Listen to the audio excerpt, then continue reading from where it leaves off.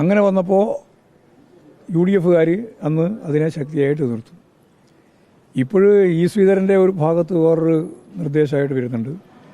Government തന്നെ ഈ രീതിയിലുള്ളൊരു പരിപാടി പ്രഖ്യാപിക്കുകയും ചെയ്യുന്നുണ്ട്. സത്യം പറഞ്ഞാൽ കേരളത്തിലെ ജനങ്ങളോട് ഈ ഗവൺമെൻറ് മാപ്പ് പറയണം.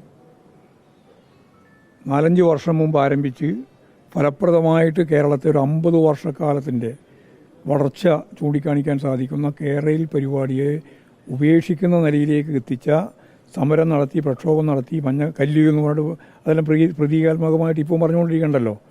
ആ തരത്തിലുള്ള നിലപാട് സ്വീകരിച്ച, ജനങ്ങളെ വഞ്ചിച്ച ഈ പറയുന്ന ഇപ്പോൾ പുതുതായിട്ട് വന്ന ഗവൺമെൻറ് ജനങ്ങളോട് ഈ കാര്യത്തിൽ മാപ്പ് പറയേണ്ടതാണ്. മാപ്പ് പറഞ്ഞു കഴിഞ്ഞാൽ സ്വാഭാവികമായിട്ട് നമുക്ക് പറയാൻ കഴിയുന്നത് എന്താ? ഇങ്ങനെയൊരു പരിപാടി വേണ്ടെന്നാണോ അടുത്ത വർഷം മുന്നണി പറയേണ്ടത്? വേണം തന്നെ ഞങ്ങൾ പറയാം. അതാര് നടത്തുന്നു എന്നുള്ളതിനെ സംബന്ധിച്ച് ഞങ്ങൾക്ക് പ്രശ്നമുള്ള കാര്യമല്ല.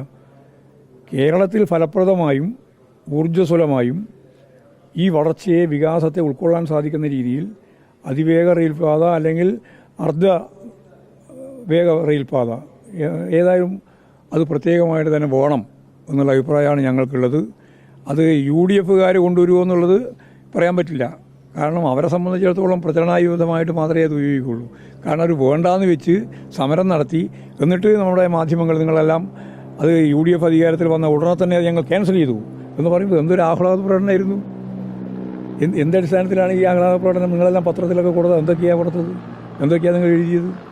അപ്പോൾ സ്വാഭാവികമായിട്ട് ഒറ്റ കാര്യമേ ഉള്ളൂ, കേരളത്തിൻ്റെ വളർച്ചയ്ക്ക് ആവശ്യമാണ് അതിവേഗ റെയിൽപാത. അതിപ്പോൾ ഞങ്ങളുടെ കാലത്തായില്ല എന്നുള്ളതുകൊണ്ട് ഇനി ഒരിക്കലും ആവാൻ പാടില്ല എന്നുള്ള നിലപാട് ഞങ്ങൾ സ്വീകരിക്കില്ല.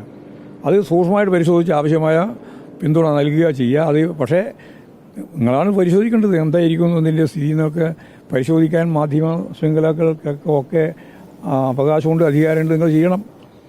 ഞങ്ങളെ സംബന്ധിച്ചിടത്തോളം അമ്മാതിരിയുള്ള പരിപാടി ക്രിയാത്മകമായ പിന്തുണയാണ് ഞങ്ങളുടെ ഭാഗത്തുണ്ടാകുക.